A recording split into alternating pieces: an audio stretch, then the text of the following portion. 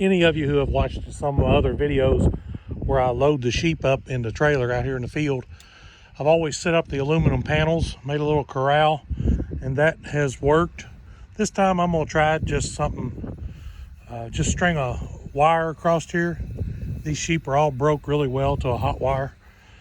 So I'm gonna try just to tie some wires to the back of the trailer. I put some on that side tied to the trailer, ran over to that fence. This side, I'm just gonna roll out as with no post other than what I've got right there. Go around the sheep and just herd them into the trailer, pulling the wire behind me. So we're gonna see how that works.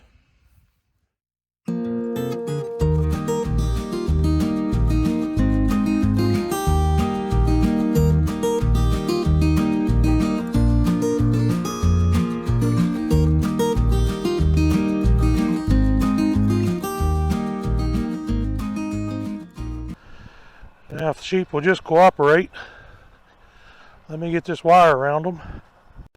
Right away. There you go. There you go. Just walk down that fence line.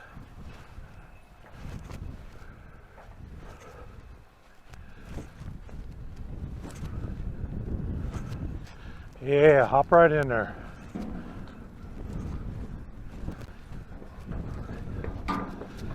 Good girls. Good girls.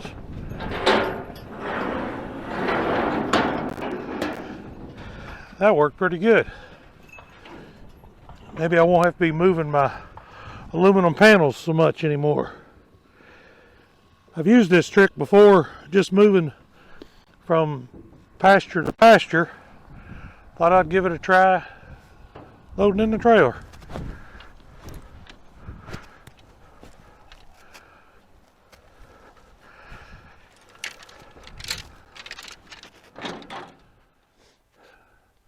Well, it's time to separate the rams from the ewes. They've been in there for, I try to leave them at least 36 days. They've been in there probably a week longer than that, just because it's the first chance I've had to get them back over here and get them separated. I've already got the ewes, this group of ewes loaded up, ready to unload here at the house. There is this little group out there, another group out here, and I've got to get them all. I'm going to put the ewes all together, but now I've got 3 rams that I have to separate from the ewes and then get the rams to buddy up and run together. The way I do that, I'll put them in the barn in a small little stall. I've got a 12 by 12 stall in there that's pretty sturdy. And I'll actually cut that down at least in half, if not in thirds, and put all of them in the same third of the stall so they can't get back and butt at each other. All they can do is push and shove and sniff, and give them a few days of that, and then maybe open it up and give them a little bit more room. Let them kind of settle who's going to be the boss and what the pecking order is, while they're pinned up so tight they can't hurt each other. 2 of these rams are quite a bit bigger than the other one. He's just well, he's not even a year old yet. So I may separate him and put him in a little pen beside the other 2 so they don't pick on him too bad, at least at first. But let's get these ewes unloaded. Let's get the run them through the chute over here and start separating out these rams. All right, girls, ready to get out of there? Come on out. Easy, easy.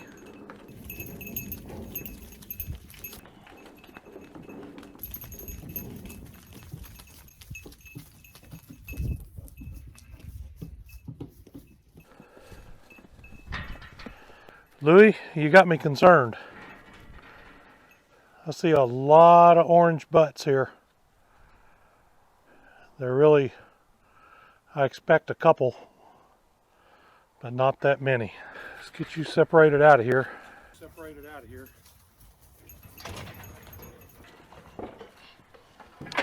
Can y'all get in there?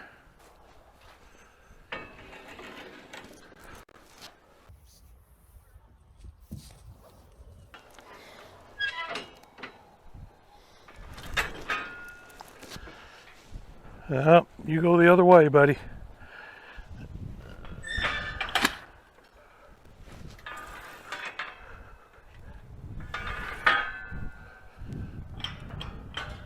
Okay, rest of you just run through there for practice.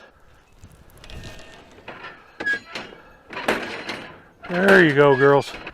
All right, Louie, let's put you over here in this other pen.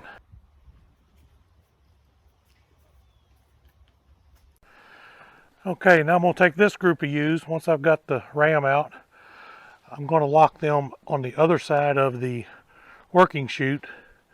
Then I can bring that other group in, separate that ram out. I've got that ram over there. Yeah, that's going to work. Come on, girls.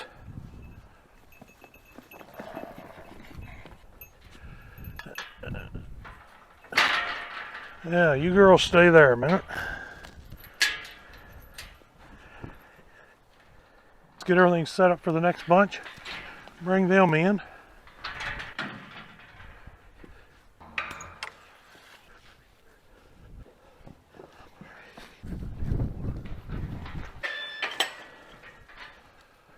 All right, let's get this bunch sorted. I don't know if you can all get in there or not.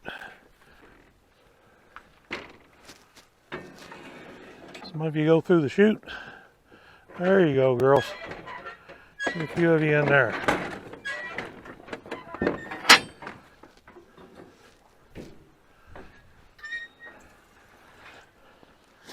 Back up, let them through.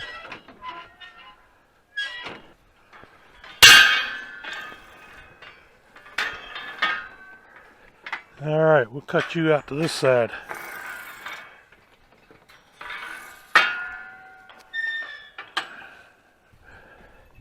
You all go in there too. You need to practice.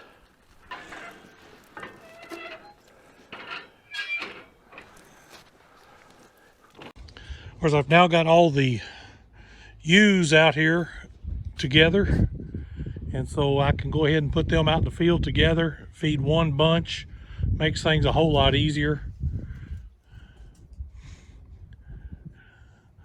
I'll admit I am a little concerned. I see quite a few orange behinds out there, and there really shouldn't be that many.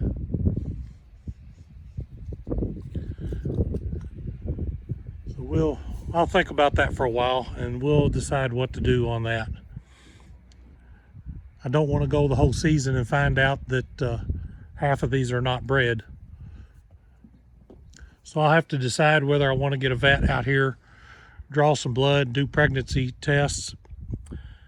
I think you got to wait about 30 days to do that. I don't know if I want to wait 30 days. My other option is get a different color crayon. Might get a blue one and turn that Grand Slam ram back out here and see what he covers. Seems like most of these orange butts are from Louie.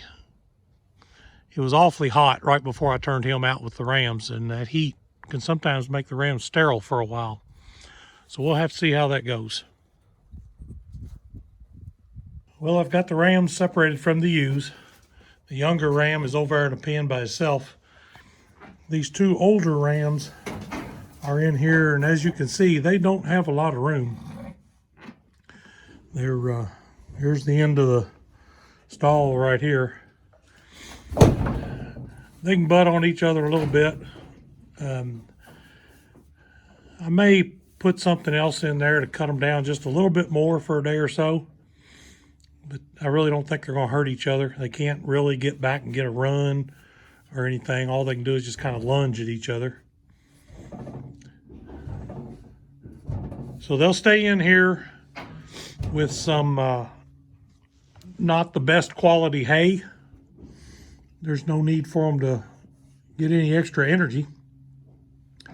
I'll give them some medium to low quality hay, keep them in some water, and we'll give them a few days, maybe a week or so, to settle who's going to be the boss. And then we can probably turn them out for the rest of the year, and they'll be best friends.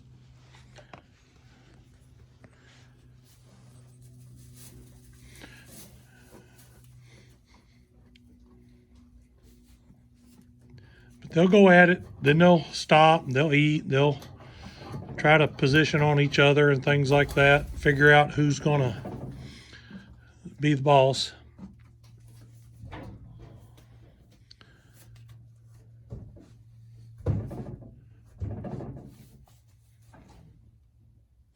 But this is how I reintroduce my rams to each other.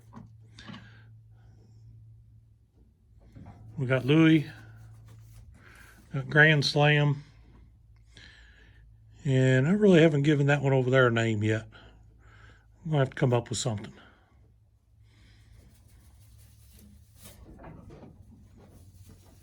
Well, it's the next night.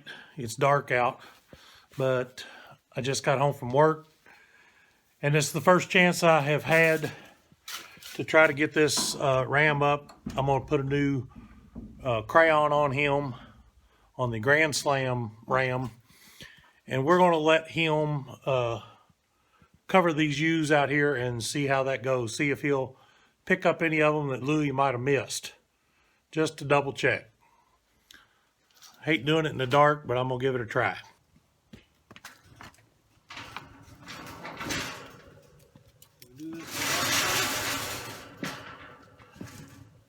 I'm glad I did that. Start a minute.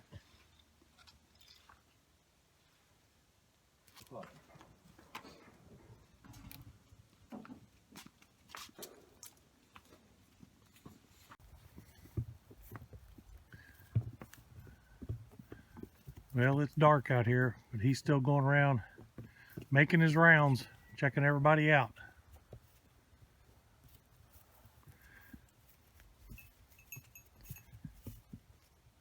Now he has a blue crayon on, so we'll see how many ewes he covers that these other two rams may have missed.